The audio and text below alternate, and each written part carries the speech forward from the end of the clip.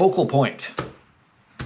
This is one of my favorites because it is so incredibly important when thinking about design and creating your artwork.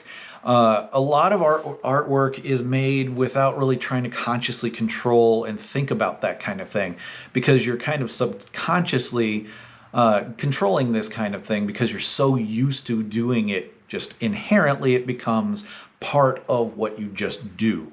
You make these moment by moment choices of, does this look good, does this not, and you're not necessarily consciously thinking about focal points, but you still are considering them.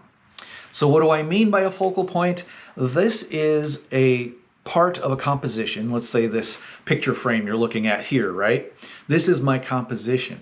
I am a focal point right in the middle. I've directed your attention to me right in the middle. Art-wise, composition, layout kind of things, not the most dynamic and entertaining way to do it, but very conventionally normal to have it in the center. Renaissance art liked to have Jesus, for instance, right in the middle because it really highlighted him as the important thing.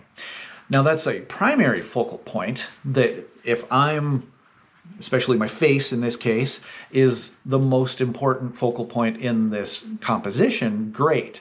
But if I were wanting to really treat this more artistically, and I kind of already have, just as a spoiler here, I want other kinds of focal points around the composition to make it more entertaining for you than just being stuck on one thing.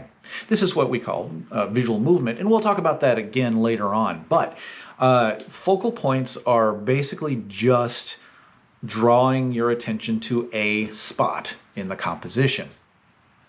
Primary is the one that's most highly emphasized. Secondary, of course, as you can guess, is not as dramatically drawn attention to as the face, but more than other things, and so on and so forth. Tertiary, and so on and so forth.